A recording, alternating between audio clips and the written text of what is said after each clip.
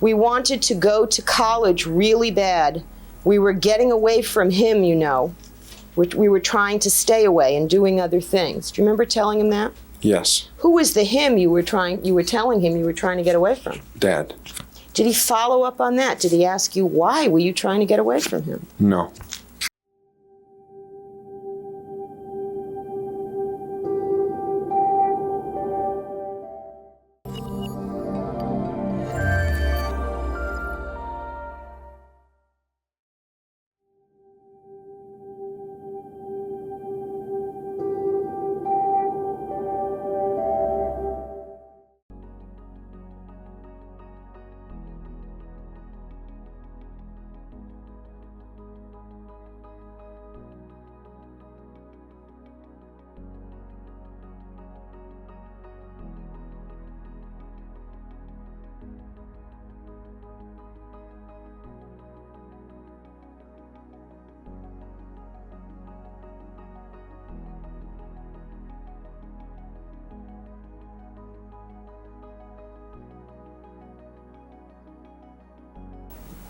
Partly because there were so many things that I was confused about and so sad about that I was just telling him a lot of things about my life that I felt. I was trying to hide certain things, but certain things just came out. Did you then tell Detective Zoller, we wanted to go to college really bad. We were getting away from him, you know. We were trying to stay away and doing other things. Do you remember telling him that? Yes. Who was the him you were telling him you were trying to get away from? Dad. Did he follow up on that? Did he ask you why were you trying to get away from him? No.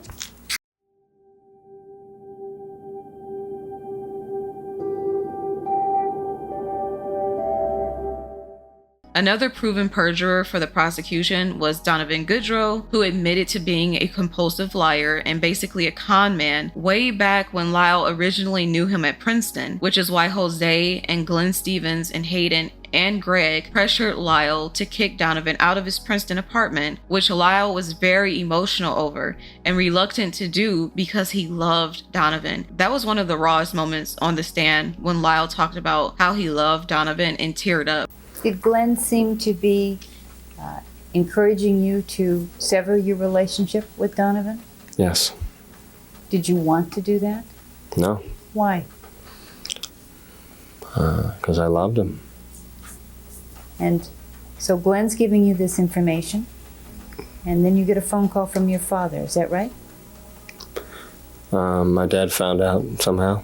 It was really sad because Donovan was his ex-friend who was now testifying against him for the prosecution. Just really tragic all the way around. All of this was corroborated by self-sabotaging prosecution witnesses who came to testify against the brothers but inadvertently helped them. Well, despite being Lyle's ex-friend who lied for the prosecution to help convict the brothers, Donovan ended up being a critical, albeit reluctant, witness to the defense, because in a recorded interview with Robert Rand in March 1992, long before the trial began, Donovan candidly mentioned that his ex-friend Lyle had told him about the sexual abuse of he and his brother and the disturbing showers and baths they took with their dad up until the time of the killings, long before the killings occurred. However, while on the stand for the prosecution, Donovan tried to lie about the fact that Lyle had told him about the abuse because he didn't want to assist Lyle's defense or help him in any way. The two best friends of Erik and Lyle Menendez testified today. One gave chilling testimony, the other, we learned exclusively,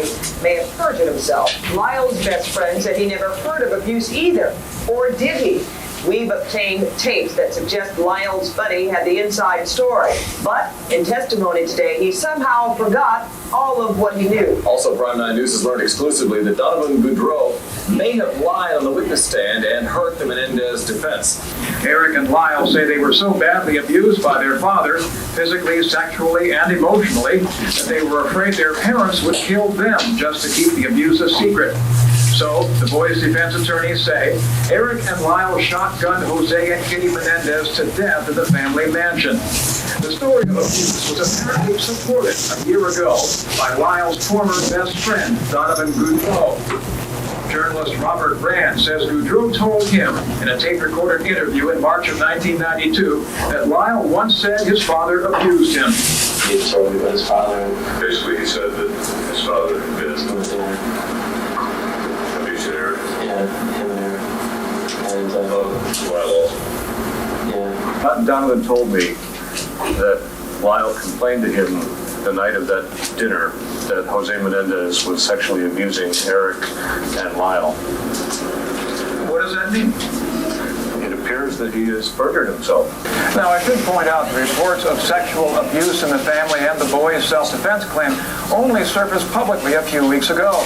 The audio interview you heard, the interview given to journalist Robert Brand, took place more than 1 year ago. This is significant for many reasons. One, a prosecution witness is corroborating the brothers' allegations of sexual abuse by their father. Two, the prosecution witness is on audio tape saying Lyle told him about the abuse in 1989, long before the killings, which is huge. Number three, the tape where he admits Lyle told him about the sexual abuse in 1989 was recorded in an interview with Robert Rand in 1992, a year before the allegations of sexual abuse were ever publicized by the court case. This is huge evidence. Once Lyle's attorney confronted Donovan with audio of his own voice from a few years ago, freely discussing the brothers' sexual abuse by the father, Donovan had to come clean.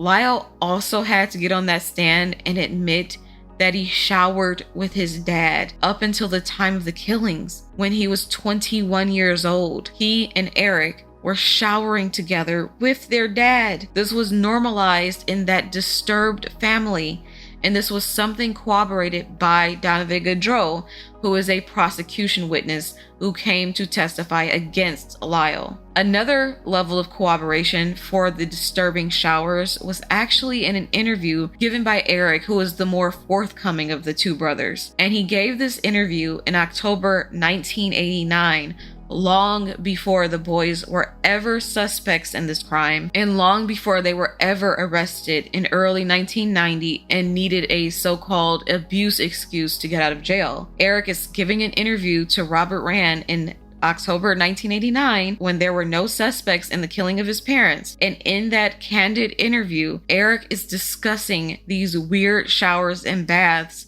he took with his dad with the reporter Robert Rand, because in Erik's mind, these showers and baths were normalized. And again, these disturbing communal showers were also corroborated by the cousins who had stayed in the home with them at different times when they were growing up, and they saw the boys when they were younger showering with their dad as if it was totally normalized. Their cousin also testified that she saw Kitty going into the bathroom with Lyle when he was 14 years old and helping him to wash his hair while he was showering and bathing. And this is around the time Lyle admitted he was having a sexual relationship with his mother until he was 14 years old, even getting in bed with her at times and touching her. And again, the fact that Kitty was going into Lyle's shower with him and doing weird things to him up until the time he was 14 years old is corroborated by the disturbing nude photograph of Lyle lying in the bath and having a photo taken of his genitals when he was around 8 years old. There is photo evidence of this disturbing picture being among a camera roll of normal family photos, which showed these photo sessions of them nude were normalized. This is extremely disturbing, distressing stuff and proof of abuse on multiple different levels. It cannot be denied.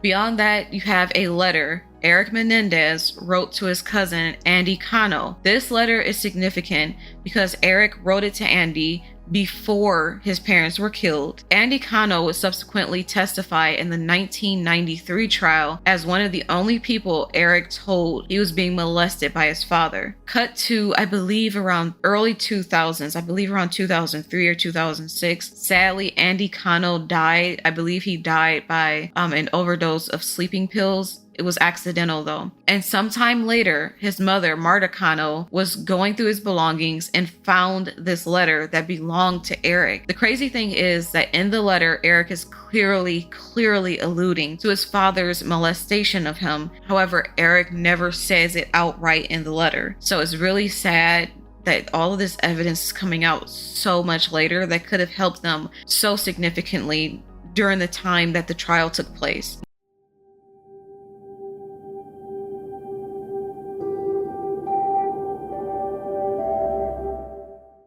Where did this take place? In my bedroom downstairs in the basement. What in time of- Muncie. I'm sorry. In Muncie. In Muncie. What time of day was it? It was nighttime. And what happened? Lyle and Erik and I had been downstairs, and the boys had been called up to get ready for bed.